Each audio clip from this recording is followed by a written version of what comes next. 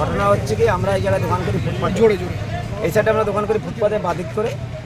একটা বাইক এখানে দাঁড়িয়েছিল, আর আমরা ফুটপাথে আরেকটা দোকান দাঁড়ায় এখানে।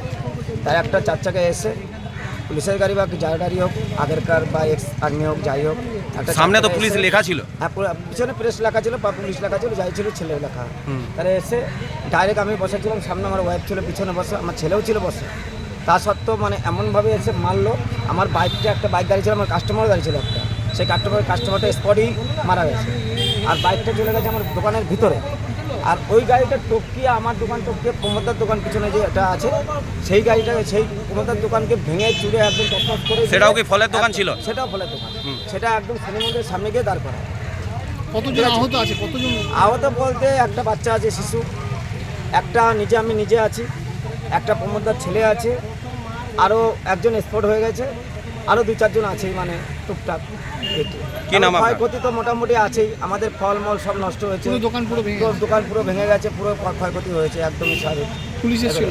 পুলিশ এসেছিল, সব দেখে শুনে নিয়ে গেল, গাড়ি নিয়ে গেছে, বললো আমরা দেখছি, আমাদের যতটা করার করছি। কি নাম তোমাদের- আপনার? আমার নাম বিমল দাস। এই সামান্য কিছুক্ষণ আগেই ঘটনা, ইকো স্পোর্ট নিয়ে কোনো একজন ভদ্রলোক যাচ্ছিলেন, তো জাস্ট বিধাননগর হসপিটালের সামনে একটা টার্নিংয়ে কোনো একটি ফলের দোকানের রাস্তার ধারে যে ফলের দোকান ছিল, সেখানেই যথারীতি নিয়ন্ত্রণ হারিয়ে সেখানে সেই ফলের দোকানের উপর গাড়িটি চড়াও হয়।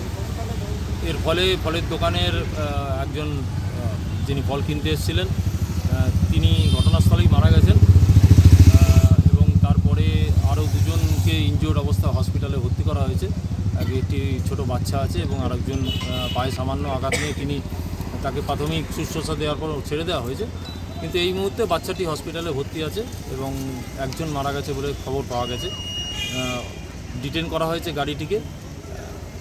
বাদবাকি যে ব্যবস্থা নেওয়ার আমাদের তরফ থেকে আমরা সবাই আছি, আমরা ব্যবস্থা নিচ্ছি। গাড়িটির মধ্যে স্যার দেখা যাচ্ছে পুলিশ লেখা রয়েছে, সেটা কি কোনো পুলিশ কর্তার গাড়ি ছিল? আমরা ব্যাপারটা ভেরিফাই করে দেখছি, আমরা ডিটেল কালেকশন করছি, কোন যদি হয়ে থাকেন, কোন ইউনিটে জড়িত, কী অবস্থায় আছেন, আদৌ তিনি গাড়ি চালাচ্ছেন না অন্য কেউ গাড়ি চালাচ্ছিলেন, সব ব্যাপারটাই আমাদের বিবেচনাধীন আছে।